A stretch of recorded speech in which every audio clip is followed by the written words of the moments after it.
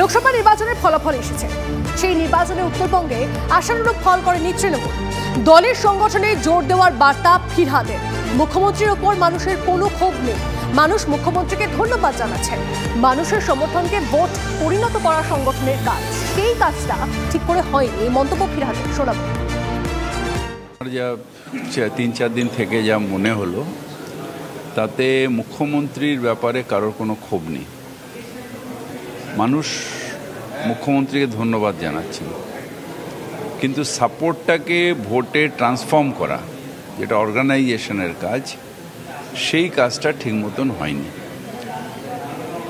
মানুষ সাপোর্ট করছে, মুখ্যমন্ত্রীকে ধন্যবাদ জানাচ্ছে, মুখ্যমন্ত্রীর সাথে আছে, কিন্তু তাদের সেইটাকে নিয়ে এনক্যাশ করে ভোটে করানোর যে অর্গানাইজেশন যে কাজটা করে, সেই কাজটা এই জেলাগুলোতে ঠিক মতন হয়নি। তার জন্য মুখ্যমন্ত্রীর কোনো দোষ নেই। মুখ্যমন্ত্রী প্রাণ চেষ্টা করেছেন এবং মুখ্যমন্ত্রী মানুষও কিন্তু প্রচণ্ডভাবে মুখ্যমন্ত্রীর সাপোর্টে। তো আমাদের এই অর্গানাইজেশনের দিকটা ঠিক করতে পারলে এই জেলাগুলোতেও আমাদের কথা বলবো। এই নিয়ে আমাদের প্রতিনিধি প্রসেনজিৎ রয়েছেন আমাদের সঙ্গে। প্রসেনজিতের সঙ্গে কথা বলবো। প্রসেনজিৎ, ফিরহাদ হাকিমের বক্তব্য আমরা শোনাচ্ছিলাম। ফিরহাদ হাকিম তাহলে কি বলতে চাইছেন? মানে উত্তরবঙ্গে তৃণমূলের সংগঠন কোথাও একটা দুর্বল। দেখো, লোকসভা নির্বাচনের আগে মুখ্যমন্ত্রী নিজে উত্তরবঙ্গে টানা ঘাঁটি গেড়েছিলেন। তারপরেও কোচবিহারে জয় এলেও আলিপুরদুয়ার, জলপাইগুড়ি, দার্জিলিং সহ 2 দিনাজপুরে কিন্তু তৃণমূলের জয় আসেনি। লোকসভা নির্বাচন কাটিয়ে এখন তৃণমূলের পাখির চোখ আবার সেই উত্তরবঙ্গ, আগামী ঠিক 2 বছর বাদে, যেখানে বিধানসভা নির্বাচন রয়েছে। তাই ইতিমধ্যেই 2 দিনের সফরে এসে ফিরহাদ হাকিম ইতিমধ্যেই একাধিক বৈঠক করেছেন। আজকে সন্ধ্যায় শিলিগুড়িতে বৈঠক করবেন। শিলিগুড়ির হার কেন? কারণ পৌরসভা এলাকাগুলোতে কার্যত তৃণমূল ধুয়ে মুছে সাফ। মেয়র থেকে ডেপুটি মেয়র, মেয়র পরিষদ, কাউন্সিলর, প্রত্যেকটা ওয়ার্ডে, প্রত্যেকটা বুথে তৃণমূলের লিড বিজেপির লিডের চেয়ে অনেক কম। কার্যত বিজেপি লিড নিয়ে বেরিয়ে গিয়েছে। ফলে দলের ক্ষোভের কথাই কার্যত ফিরহাদ হাকিম বলেছেন। তিনি বলছেন উত্তরের নেতা এবং কর্মীদের রাজনৈতিক কর্মশালা প্রয়োজন, যেখানে রাজনীতির পাশাপাশি প্রচার, আচার আচরণ, এই সমস্ত বিষয়গুলো শিখতে পারলে রাজ্য সরকারের নীতি এবং উত্তরের মানুষও মমতা দেখতে চায়, এই সংমিশ্রণটাকে ভোট বাক্সে প্রভাবিত করা যাবে এবং সাফল্য আসবে। তিনি দলকে রিপোর্ট দেবেন, বাকি সিদ্ধান্ত দল নিয়ে উত্তরবঙ্গে উত্তরের নেতাকর্মীদের জন্য পাঠশালা করা হবে।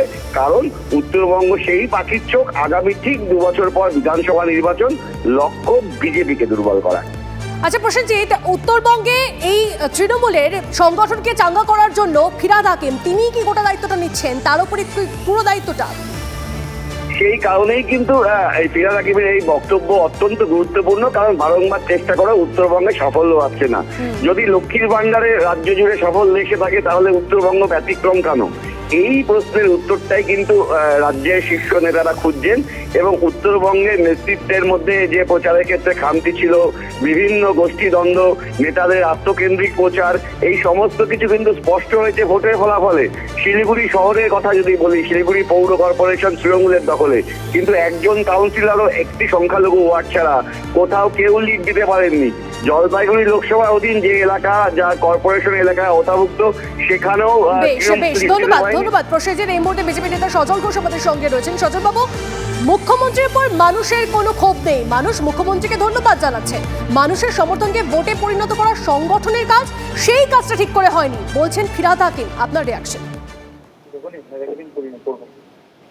প্রথম কথা আমি বলি, যদি এটা ওনার মনে হয়ে থাকে যদি যে উত্তরবঙ্গে ওনার সংগঠন দুর্বল, তাহলে আমি প্রশ্ন করতে চাই, কলকাতায় তো সংগঠন দুর্বল নয়।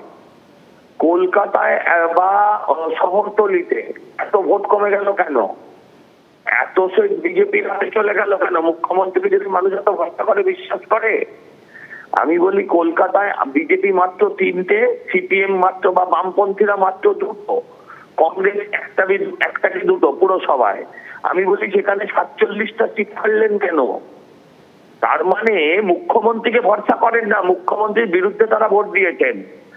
এইসব বলে কোনো লাভ হবে না। হ্যাঁ, উত্তরবঙ্গে ওনাদের সংগঠনও দুর্বল, আর উত্তরবঙ্গের মানুষ পশ্চিমবঙ্গের মানুষের সাথে মুখ্যমন্ত্রীকে বিশ্বাস করেন না। ভোট একটা অন্য আইডিওলজি, অন্য টেকনোলজি, সেখানে কোথাও লক্ষ্মী ভান্ডার, কোথাও অন্য কিছুতে ভোট হয়ে যায়। কিন্তু মুখ্যমন্ত্রীকে কেউ মুখ্যমন্ত্রী হিসেবে শ্রদ্ধা বা ভক্তি করেন না বা তার উপর কেউ বিশ্বাস রাখেন না। বেশ বেশ, অনেক ধন্যবাদ আমাদের সঙ্গে কথা বলার জন্য। কথা বলছিলাম বিজেপি নেতা সজল ঘোষের সঙ্গে।